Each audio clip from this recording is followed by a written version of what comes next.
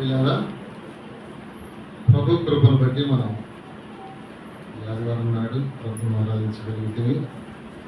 సరే,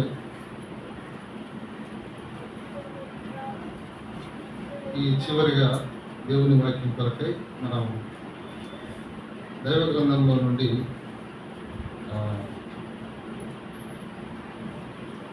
లూకాసు వార్త 18వ అధ్యాయంలో నుండి ఒక మాట మనం ధ్యానం చేసుకుందాం.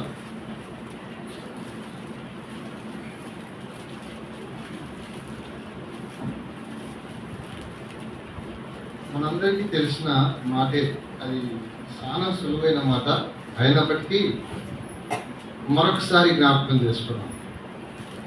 తెలిసిన వాక్యమే కదా, ఏ వినాలా? ఎప్పుడు అవి చెప్తుంటాడు, ఏమైనా ఎప్పుడు లూకాసు వార్త తీసుకుంటాడు, ఇంకా ఏందో అదే చెప్తుంటాడు. సరే, అదే మన హృదయంలో నాటుకుందాం. ప్రభు నడిపించిన విధానంలో దేవుని వాక్యంలో ముందుకు సాగుదాం. లూకాసు వార్త 15వ అధ్యాయము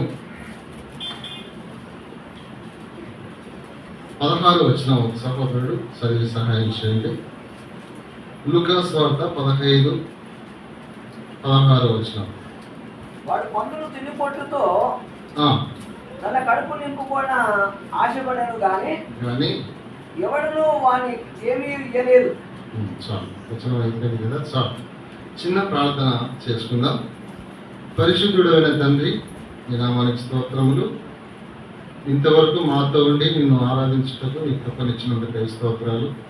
మరి నాయన, మేమందరం నీ సన్నిధిలో ఆరాధించే భాగ్యం ఇచ్చావు, స్తోత్రములు.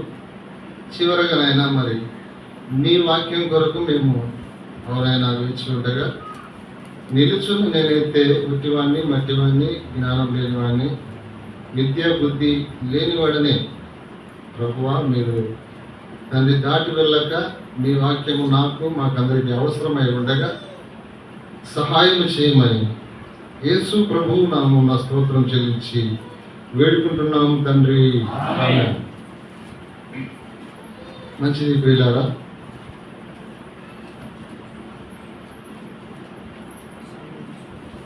బయట ప్రభు పని నిమిత్తమై మరి సహోదరులు ముందుకు రావాలని మనవి చేస్తున్నాం. దేవుని స్తోత్రములు. మరి పెద్దలు చెప్పినట్టు సువార్త మరి చక్కగా జరిపించారు. నేను వెనకన్నులు కూడా చక్కగా జరిగింది, స్తోత్రములు.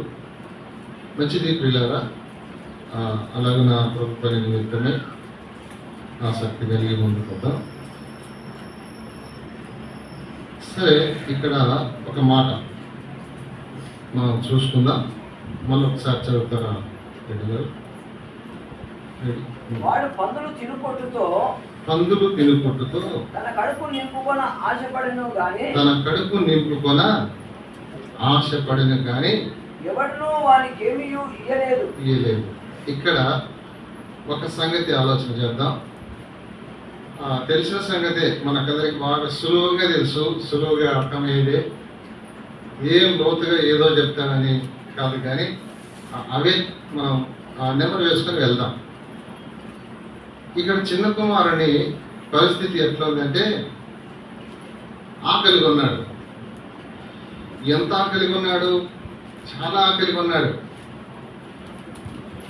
కనీసం ఆకలి తీరడానికైనా మరి పనికి పోదామంటే పనికి వెళ్ళిన చాట ఆకలి తీరేటట్టుగా కూడా పెట్టడం లేదు. చాలా ఆకలిగా ఉన్నాడు. ఆకలిగా ఉన్న తర్వాత అంటున్నాడు, ఏమంటున్నా అంటే, పందులు తిను పొట్టుతో తన కడుపు నింపుకొన ఏమన్నాడు? ఆశపడ్డాడు. ఈయన ఏం ఆశపడ్డాడు? కడుపు నింపుకొనే ఆశ. ఆయన కొనికైనా మాకుండదా? అందరికీ ఉంటుంది ఇది. సరే, ఈ ఆశ అనేది ప్రియులారా, ఈ ఆశ అనేది దేవుడు మనకిచ్చిన మంచి లక్షణం. ఆశ లేకుండా ఏ మానవుడు బ్రతకలేడు. అందుకనే బ్రతుకు మీద ఆశ వదులుకున్న వారు ఏం చేసుకుంటుంటారు?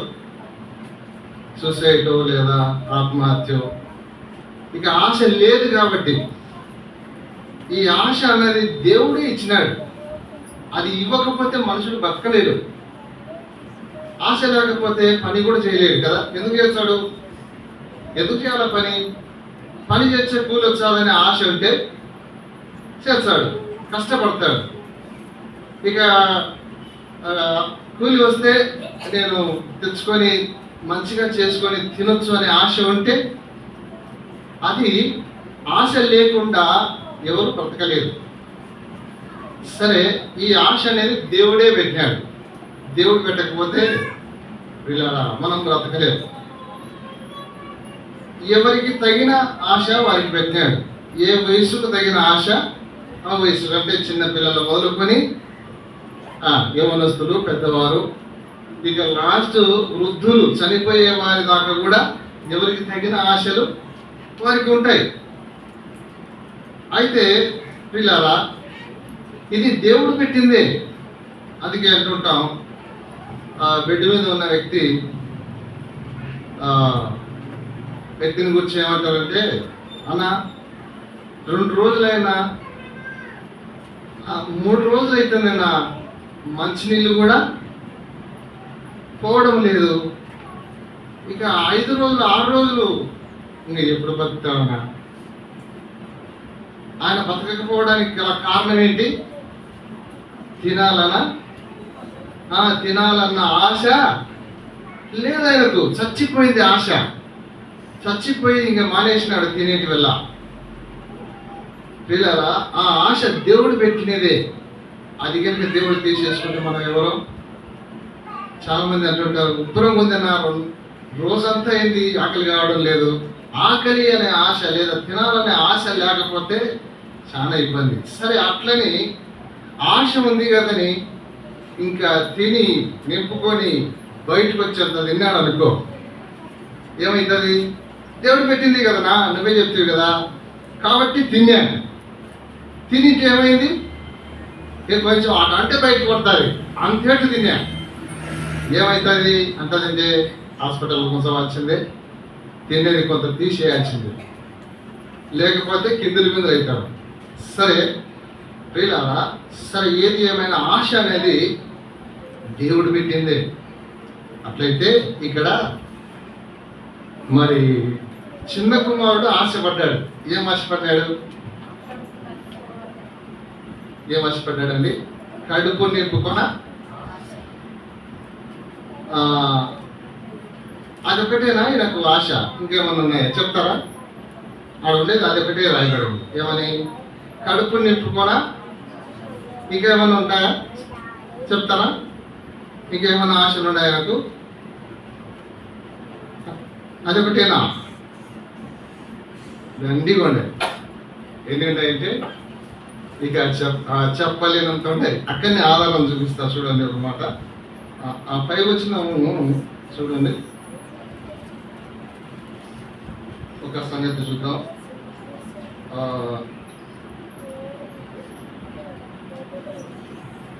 13 వచ్చినాం చదువుతాము,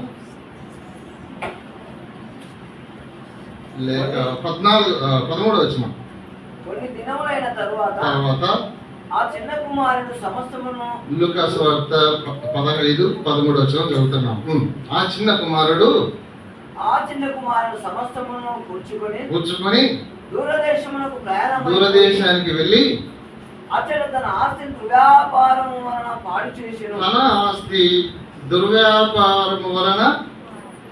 ఏ వ్యాపారం ఇది? దుర్వ్యాపారం. ఎందుకు వచ్చింది ఈయనకి తలంపు? మా నాయన కంటే, మా అన్న ఆస్తి కంటే, మా నాయన ఆస్తి కంటే. దుర్వ్యాపారం అంటే తెలుసు కదా మనకు. 10 రూపాయలు పెడితే 10కి 20 రావాలా. ఇంకా అది మటక కావచ్చు, జూదం కావచ్చు, ఇంకోటి కావచ్చు. ఇంకా దురాశతో చేసే 10 పనులన్నీ దుర్వ్యాపారమే. మా నాయన ఆస్తి కంటే నాది డబల్ కావాలా. ఒక్క మాటలో చెప్పాలంటే, నేను ఈయన కడుపు నింపుకొని ఆశపడ్డాడు కానీ ఇప్పుడు దుర్వ్యాపారం ఎందుకు చేసినట్టు కదా? జేబు నింపుకొని, బీరువా నింపుకొని, అక్కడ నింపుకొని ఉంది. తన జోబు నింపుకోవాలన్న ఆశ కలిగింది దుర్వ్యాపారం. తన బీరువా నింపుకోవాలనుకున్నాడేమో, తన బ్యాంక్ బ్యాలెన్స్ నిండిపోవాలనుకునే మొత్తానికి మరి ఇందులో కలిగిన ఆశ ఏంటంటే, ఇక మితి లేకుండా నేను అన్నిటిని నింపుకోవాలా. సరే ప్రియులారా, ఈరోజు ఇదొకటి ఏదో ఉండేది. ఇంక చెప్పుకుంటూ వచ్చి దాన్ని కూడా ఇక నేను బాగా తినాలా, తిరగాల, చూడాలా. ఆయన చెప్పుకుంటున్నాం, మనం కూడా ఆలోచన చేసుకుందాం ఈ మాటలు. తినాలా, తిరగాల, చూడాలా, చేయాలా, ఇంకా చాలా ఉన్నాయి. ఇవి మనలో కూడా ఆలోచన చేసుకున్నాం. ప్రియులారా, ఈయనలో ఉన్న ఆశలు అవి. ఒక్క మాటలో చెప్పాలంటే, యోహాను రాసిన పత్రిక, మొదటి పత్రిక 2:15-16లో ఏముందంటే లోక ఆశలు అని ఉంది. ఒక్క మాటలో చెప్పాలంటే లోకాశలు దండిగా ఉన్నాయి. ఈ చిన్న కుమారులు ఉన్నాయా? ఎన్నో ఉన్నాయి. ఇంకా ఒక్కొక్కటి గురించి చెప్తే సమయం చాలు. లోకాశలకు వెళ్ళిపోయినాడు. అంటే లోకంలో ఏమేమి ఉన్నాయో అన్ని ఆశలు తీర్చుకోవాలని పోయినాడు. తీర్చుకున్నాడా? తీరినాయి అసలు ఆశలు? ప్రియులారా, సరే, ఏది ఏమైనా ఇక్కడ ఆశలు కలిగిన చిన్న కుమారుడు, పెద్ద కుమారుడు కూడా ఉన్నాయి. ఆశలు ఉంటాయి కదా, మనం చెప్పుకున్నాం కదా, ఏ వయసు తగిన వారికి ఆ ఆశలు ఉంటాయి. ఇక్కడ తండ్రి కూడా ఉన్నాడు. తండ్రి కూడా ఉండవా? చిన్న కుమారునికి ఉన్నాయి, పెద్ద కుమారునికి ఉన్నాయి, తండ్రికి కూడా ఉన్నాయి. అందరికీ ఉంటాయి. ఇక్కడ వచ్చిన మనందరికీ లేవా? అందరికీ ఆశలు ఉన్నాయి. కానీ ఈ ఆశ అనేది దేవుడు పెట్టిందే. అయితే పరిమితితో కూడిన ఆశ దేవుడు పెట్టాడు. లిమిట్తో కూడిన ఆశ. నీ పరిమితి మేరలో ఆశపడు, దేవుడు తీర్చాడు. ఎంతమంది ఆశపడలేదు. నేను ఇంకా తొందరగా నేను కోటీశ్వరుని కావాలనే ఆశ ఎవరికి ఉండదు. నేను తొందరగా డబ్బు సంపాయాలా, నా బాధలలో ఆశలు ఉండవా? కానీ దేవుడు అంటాడు, నీ పరిమితితో కూడిన, నీ పరిమితి మేరలో ఆశపడు, నేను తీర్చా. అందరు ఆశపడుతున్నారు కానీ తీరడం లేదు. ఎందుకు తీరడం లేదంటే మితి లేని ఆశ, అద్దులు లేని ఆశ, అత్యాశ, ఇంకోటి దురాశ కదా. యాకోబు పత్రిక 1:15 అంటాడు, దురాశ గర్భము ధరించి పాపమును కనగా పాపము పరిపక్వమై మరణాన్ని. ఈ దురాశ, అత్యాశ, మితిలేని ఆశ ఎంత దూరం తీసుకుపోతాయంటే అంత దూరం తీసుకుపోతారు. పిల్లరా, సరే, ఇక్కడ వచ్చిన మనందరం ఈ హెచ్చరికలు కలిగి ఏ మేరకు ఆశలు కలిగి ఉండాలో ఆ మేరకు ఆశలు కలిగి, లేదా దేవుడు పెట్టిన మేరకే ఆశలు కలిగి ఉంటే అది దేవుడు తీర్చాడు. ఇప్పుడు అందరూ లోకంలో అందరూ ఆశలు కలిగి ఉన్నారు కానీ అందరి ఆశలు తీరడం లేదు. కారణం ఏమంటే ఇది మితి లేని ఆశలు. ఎట్లా తీరుతాయి? దేవునికి అనుకూలమైన ఇష్టమైన ఆశలు, పరిమితితో కూడిన ఆశలు కలిగి ఉండు. దేవుడు ఖచ్చితంగా దేవుడు చేస్తాడు. అంతే, నువ్వు ఎంత ప్రయాసపడినా మితి లేని ఆశలు తీరు. సరే ప్రియులారా, ఇక్కడ ఒక మాట చెప్పాలనుకున్నాను. ఒక వచనంలో ఏముందంటే చూడండి, కీర్తనలు 119:174లో ఒక మాట ఉంటుంది. ఏ మాట అంటే, ఇక్కడ కూర్చున్న వారిలో మరి నమ్మని వారి కొరకే ఒక మాట చెప్పి నేను దాటి వెళ్తాను. అక్కడ ఏముందంటే, నీ రక్షణ కొరకు అన్ని ఆశలు కలిగి ఉండి బాధ లేదు. ఈ ఆశ లేకపోతే చాలా ఇబ్బందిలో పడతావు. ఏ ఆశ ఇది? రక్షణ. యేసు ప్రభు ఇచ్చే రక్షణ కొరకు నీవు ఆశ పడలేదా? ఇంకా అట్లనే ఉన్నావా? ప్రియులారా, అపోస్తల కార్యాలు 16:30లో చెరసాల నాయకుడు ఆశపడ్డాడు, రక్షణ పొందుటకు నువ్వు అలాగే ఆశపడకపోతే. ఇంకా అదే అపోస్తల కార్యాలు 8:38లో మరొకైన అవకాశ కలిగి ఉన్నాడు. దేవుని సువార్త చెప్పినాడు ఫిలిప్పు. ఇక నీళ్లు కనబడినాయి, బాప్తిజం పొందుటకు నాకు ఆటంకం ఏమి అన్నాడు. ఇలా రక్షణ పొందుటకు, బాప్తిజం పొందుటకు నీకు ఇంకా ఆశ కలగలేదా? అట్లయితే ఈ వచనం చదువు, ఖచ్చితంగా చదవాల్సింది ఈ వచనం. యెషయా గ్రంథం 5:14. నీకు ఇంకా రక్షణ పొందాలని, బాప్తిజం పొందాలని నీకు ఆశ కలగడం లేదు అంటే ఈ వచనం ఖచ్చితంగా నువ్వు తెలుసుకోవాల్సిందే. యెషయా గ్రంథం 5:14 చదవండి అన్న. దాటిపోవాలి. 5:14. అందుచేతనే పాతాళము గొప్ప ఆశ పెట్టుకొని. ఏంటి పాతాళము? ఎంత ఆశట? గొప్ప ఆశతో ఉంది. నువ్వు ఇంకా రక్షణ కొరకు ఆశ పడకపోతే, బాప్తిజం కొరకు నువ్వు ఆశ పడకపోతే, నీ కొరకు గొప్ప ఆశతో ఏముంది? పాతాళము. నోరు మళ్ళీ చదువుడి. గొప్ప ఆశతో గొప్ప ఆశ పెట్టుకొని అపరిమితముగా తన నోరు అక్కడ తెరుచుచున్నది. ఇంకొక మాట కూడా యాడ్ చేసినాడు, అపరిమితముగా. నువ్వు ఎప్పుడు దొరుకుతావా, ఎప్పుడు పాతాళంలో వేసుకెళ్ళా. జాగ్రత్త. నమ్మని వారు ఎవరైనా ఉంటే ఇది మిక్కిలి అనుకూలమైన సమయం. నువ్వు ఆశపడు, నేను రక్షణ పొందాలా, బాప్తిజం పొందాలా. వారు పొందారు కదా. నువ్వు ఆశపడి నువ్వు రక్షణ పొంది బాప్తిజం పొందకపోతే నీ కొరకు ఆశతో, మరి గొప్ప ఆశతో అపరిమితంగా ఎప్పుడు నువ్వు ఈ లోకం విడిస్తే అప్పుడు నిన్ను పాతాళంలో వేసుకోవడానికి సిద్ధంగా ఉంది. కాబట్టి జాగ్రత్త పడి ఇప్పుడైనా రక్షణ పొందాలని ఆశ కలిగి బాప్తిజం పొందండి. మంచిది. ప్రియులారా, అలాగున రక్షణ కొరకు ఆశపడి బాప్తిజం పొందిన మనందరం ఎలాంటి ఆశలు కలిగి ఉండాలా? ఏ మేరకు ఆశలు కలిగి ఉండాలా? ఇక్కడ చూస్తే ప్రియులారా, దేవుని గ్రంథంలో మనం చూసినట్లయితే కొన్ని ఆశలు ఉన్నాయి. మనం చూడండి, కీర్తనల గ్రంథం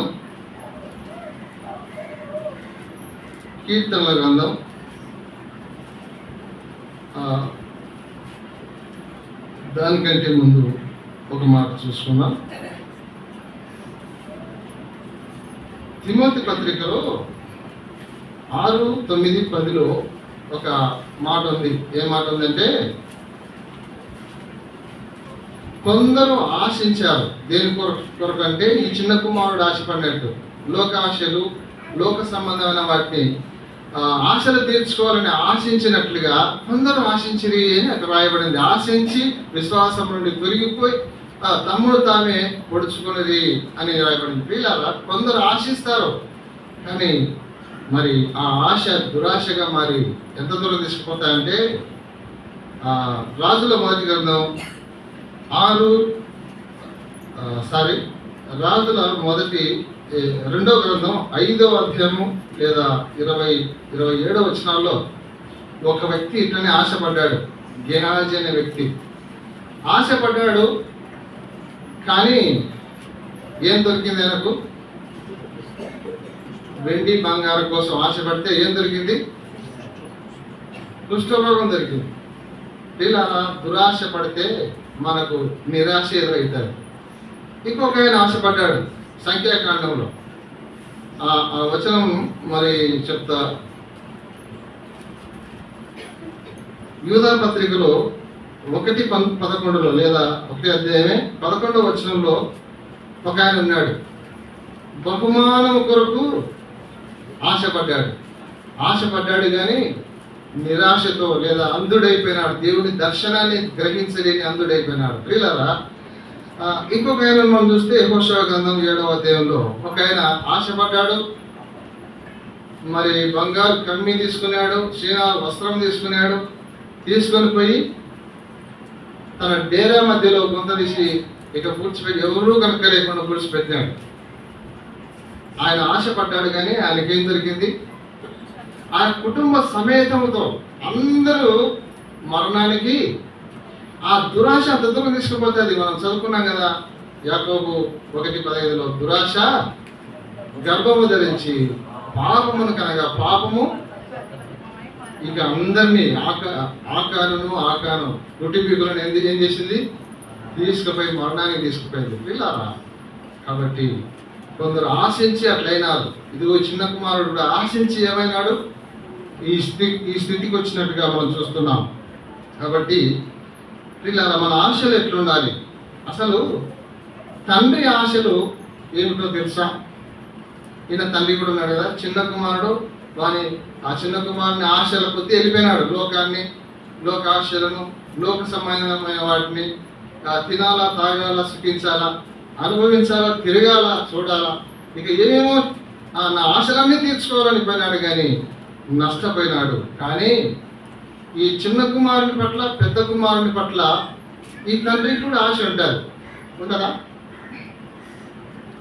ఇక్కడున్న తల్లిదండ్రులమైన మనకు కూడా ఆశలు ఉంటాయి. పిల్లల మీద పిల్లలకు కూడా ఆశలు ఉంటాయి. చిన్న కుమారుని లెక్క జాగ్రత్త, చిన్న కుమారుని లెక్క కావద్దు, అలాంటి ఆశలు చూడిపోయి. పిల్లల తల్లిదండ్రులమైన మనకు వారి పట్ల ఏం ఆశలు ఉంటాయి? నా పిల్లలు బాగా చదువుకోవాలా, మంచి పొజిషన్ రావాలా, ఉద్యోగం చేయాలా, నా పిల్లలు హై స్థాయిలో ఉండాలా. ఉంటాయి ఆశలు, అందరికీ ఉంటాయి. ఎవరు లేరు, ఆశలు లేకుండా ఎవరు ఉండరు. ఈ తండ్రి కూడా చిన్న కుమారుడు మరి ఆయన తండ్రికి ఏం ఆశలు ఉన్నాయి? వీళ్ళారా ఉండవా?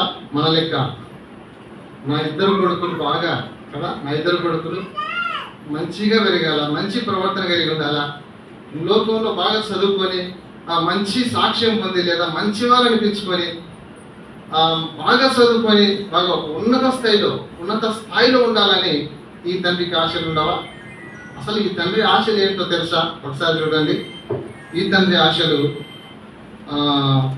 అదే 15వ అధ్యాయము 25వ వచనంలో ఒక మాట ఉంది. లూకాసు వార్త 15. ఈ తండ్రి ఆశలు ఎట్లుంటాయో చూడండి. ఎట్లాంటి ఆశలు? చిన్న కుమారుని ఆశలు అయితే ఎట్లా ఉన్నాయి? మనం ఆ ఆశలు చూసి ఉండగా జాగ్రత్త పడదాం. ఆ ఆశల వెంబడి వెళ్ళక మరి తండ్రి ఆశలను నెరవేర్చే వారంగా ఉందాం. మంచిది. 15వ అధ్యాయము 25వ వచనంలో ఒక మాట చదువుతారా? అప్పుడు అతని పెద్ద కుమారుడు పొలంలో ఉండెను. ఎక్కడున్నాడు? తండ్రి ఆశ ఏంటో తెలుసా? పిల్లరా, పొలంలో ఉండడం అంటే పొలం పని చేయడం. పిల్లరా, తండ్రి ఆశ మనం ఇట్లా చదువుకుంటే మంచిది. అదే అధ్యాయంలో 30వ వచనం చదవండి. 30వ వచనం అదే అధ్యాయం లూకాసు వార్త 30వ వచనం. నీ ఆస్తిని వేశ్యలతో తినివేసిన ఈ నీ కుమారుడు రాగానే వీరి కొరకు కొవ్విన దూడను వధించితివని చెప్పాను. 31. అందుకతడు కుమారుడా వెళ్ళప్పుడు నాతో కూడా ఉన్నావు. తండ్రి ఆశ ఏం ఆశ అంట? తండ్రితో ఉండాలని ఆశ కదా, దేవునితో ఉండాలని మనమందరం దేవునితో ఉండాలని ఆశ. దేవునితో ఉండం, దేవుని పక్కన పెట్టి వెళ్ళిపోతాం కొన్నిసార్లు. కుమారుడా నీవు ఎల్లప్పుడూ నాతో ఉన్నావు కదా, ఉండాలని తండ్రి ఆశ. వీళ్ళరా అదే అధ్యాయంలో 29వ వచనం చదువుతారా? 29. అందుకతడు తన తల్లితో ఇదిగో ఇన్ని ఏళ్ల నుండి నిన్ను సేవించుచున్నానే. వీళ్ళరా ఆయనతో ఉండి ఆయనను సేవించుట తండ్రి ఆశ. అంతే. మన తండ్రి ఆశలు మనం నెరవేరుస్తున్నామా? సేవించుట అంటే ఆరాధించుట. ఆరాధనను పక్కకు పెట్టి ఇలా ఏం పోయినావులే, పోతే పోవచ్చు, లేకట్లే అట్లా ఉన్నామనుకో వీళ్ళారా తండ్రి ఆశను మనము నిరాశపరిచినట్టు ఈ దినాల్లో తల్లిదండ్రుల ఆశను ఎంతమంది నిరాశ కలిగిస్తున్నారు, ఆశలను మరి అడియాశలు చేస్తున్నారు. పిల్లలైనా మీరు జాగ్రత్త. తల్లిదండ్రుల ఆశలను నిరాశపరిచి అడియాశలు చేస్తే నష్టం ఎవరికో తెలుసా? మీ కొరకే, మీ మేలు కొరకే వాళ్ళు ఈ ఆశలు కలిగి ఉన్నారు. ఆ తర్వాత మాట చూడండి, ఆ తర్వాత మాట, నిన్ను సేవించుచున్నానే, నేను సేవిస్తున్నాను, నీ ఆజ్ఞను నేను ఎన్నడూ మీరలేదే. ఏం మీరలేదట? తండ్రి ఆశ ఏంటి? నా ఆజ్ఞలు పాటించాలా, నాతో ఉండాలా, మరి నన్ను ఆరాధించాలా, నా ఆజ్ఞలు పాటించాలా. ఫస్ట్ మనం 25లో ఒక మాట చదువుకున్నాం, ఏమని? పొలములో లేదా నా పని. ఇది తండ్రి ఆశలు. ఈ తండ్రి ఆశలన్నీ పక్కకు పెట్టి ఈ చిన్న కుమారుడు ఎక్కడ వినాడు? పిల్లరా, దేవుని పిల్లలమైన మన తల్లిదండ్రుల ఆశలను నెరవేర్చే వారంగా ఉండాలా. ఇక్కడ తండ్రి ఆశను పక్కకు పెట్టిపోయినాడు. పిల్లరా, మన దేవుడు పరమ తండ్రి అయిన దేవుని యొక్క ఆశలను మనం నెరవేర్చే వారంగా ఉండాలి. అందుకే ఆ వచనం చదువుకుందాం ఇప్పుడు.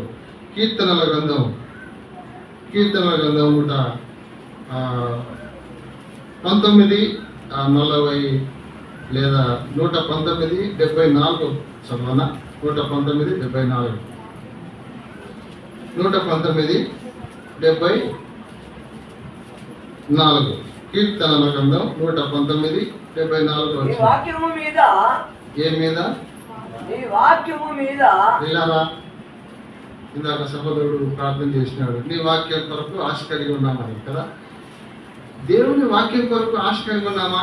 ఎప్పుడు టైం అయిపోతే అప్పుడు పోయి ఇంటికి పోయి ఇంకా టైంకి వెళ్ళి చూసుకుంటున్నామా? దేవుని వాక్యం మీద పెట్టుకున్నామా? ఎక్కడ పెట్టుకున్నామా? మన ఆలోచన, మన ఆశ ఇంటికాడ, కుండల కాడ కదా. ఎప్పుడైపోతాడు ఈయన? అసలు ఇది టైం ముందే రాకుండా వాటికి. పిల్లరా, మన ఆశ దేని మీద ఉంది? వాక్యం మీద ఉందా? అసలు నిజమే. ఈరోజు ఆ తప్పిపోయిన కుమారుల్లో నుండి మనకు అందే సంగతులు ఏంటి? మనకు దొరుకుతున్న సంగతులు ఏంటి? ఇలా మరొక సంగతి చదవండి. వాక్యం మీద ఆశ కలిగి ఉండాలని చూస్తున్నాం. మరొక సంగతి రోమ పత్రిక 15:21 రోమ పత్రిక 15:21 చదువుతారా? సమయం అయిపోయింది, ముగిద్దాం. చదువుతామమ్మా, నేను ఖచ్చితంగా ముగిస్తాం. ఏం ఏకష్ట పోనీ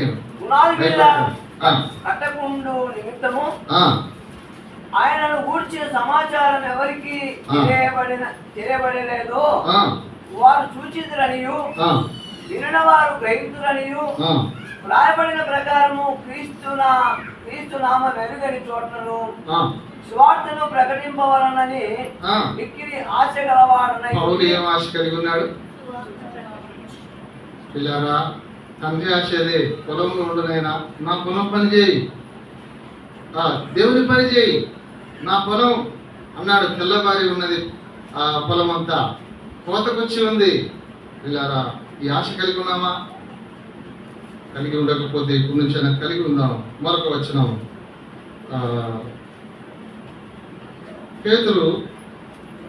మొదటి పేతురు రాసిన పత్రిక, పేతురు రాసిన మొదటి పత్రిక 3:12 ఒక మాట ఉంది, మంచి మాట. అది ఒక చదువుకొని ముట్టించేద్దాం.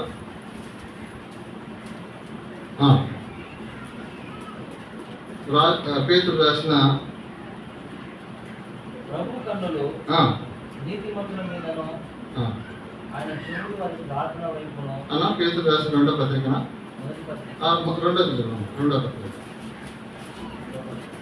రెండో పత్రిక 3:12. సమయం దాటిపోతుంది. ఆకాశమును రగులుకొని లయమైపోవునట్టు, పంచభూతములు మహావేంద్రంతో కదిపోవునట్టు దేవుని దినము రాకడ కొరకు కనిపెట్టుచు దానిని ఆశతో అపేక్షించుచు. ఏ ఆశ కలిగి ఉండాలి? రాకడ, ప్రభు రాకడ కొరకు ఏం చేయాలా? ఆశ కలిగి ఉండాలని చూస్తున్నాం. కాబట్టి ప్రియులారా, ఇలాంటి ఆశలు కలిగిన వారి ఆశలు ఎట్లా తీరుతాయో తెలుసా? ఒక వచనం చదవండి. మీరు పరిశుద్ధమైన ప్రవర్తనతో, అది కాదు, నేను మళ్ళీ వచనం చెప్తున్నాను. సామెతల గ్రంథం 10:24 అయిపోయింది. సామెతలు 10:24. ఇలాంటి ఆశలు, దేవుని కొరకైన ఆశలు కలిగిన వారి ఆశలు ఎలా దేవుడు తీరుస్తాడో భక్తిహీనుడు దేనికి భయపడునో ఆ, అదే వారి మీదికి వచ్చును. వచ్చును. నీతిమంతుల ఆశించున్నది వారికి దొరుకును. దేవుని పిల్లలు ఏ ఆశలు కలిగి ఉంటారో ఆ ఆశలు వారికి దేవుడు ఇలాంటి ఆశలతో, దేవుని కొరకైన ఆశలతో మనం ముందుకు సాగితే దేవుడు ఖచ్చితంగా మన ఆశలు తీరుస్తాడని వచనం చెప్తుంది. కాబట్టి చిన్న కుమారుని ఆశలు మరి లోకానుసారమైనవి ఉండగా మనం దైవానుసారమైన ఆశలు కలిగి ఈ లోకంలో జీవిద్దాం. దేవుడు తన మాటలు గురించిన కాక లోకంలో ఉన్నాం. నేను లోకంలో మరి ఉండేటి వల్ల మేము ఆశిస్తే ఎంతో నష్టపోయాము, కోల్పోయాము. అవుతుంది. అలాంటి విషయాల్లో మేము దూరంగా ఉండాలి. లోకంలో పాపంతో నిండుకొని ఉండాలి. చిన్న కుమారుడు మరి దుర్వ్యాపారం వలన వెళ్ళిపోయాడు దూర ప్రదేశానికి, ఆశపడ్డాడు సంపాదించుకోవాలని. సరే మంచిదే కానీ నష్టపోయాడు, కోల్పోయాడు. అవును ప్రభా, మాకు కూడా ఇలాంటి ఆశలు వద్దు. ఎందు రక్షణ కోసం ఆశపడి వాక్యం అనే ఆహారం నేను తినుటకు భుజించుటకు సహాయం చేయి. రక్షణ, అవును ప్రభా, రక్షణ లేకుండా ఆశపడితే నష్టము, కష్టాలు, శ్రమలు వస్తాయి. అవునైనా లోక స్వార్థలో ప్రభు మరి నైనా రక్షణ లేకుండా ఆశపడి దూర ప్రదేశానికి వెళ్ళిపోయి నేను అవును ప్రభు ఎంతో ఆహారం లేక నేను నష్టపోయి కోల్పోయినా నేను అలాంటి పరిస్థితిలో మాకు వద్దు. నీవే మాకు సహాయం చేయండి. రక్షణ ఆశ ఆహారం మాకు అందరికీ అనుకరించి సహాయం చేయాలి. వినిన సత్యాన్ని హృదయంలో భద్రపరుచుకునే జ్ఞానం, ఆలోచన మాకందరికీ అనుకరించి సహాయం చేయాలి. యేసు ప్రభు ఘనమైన నామమున స్తోత్రం చెల్లించి వేడుకొనుచున్నాం తండ్రి.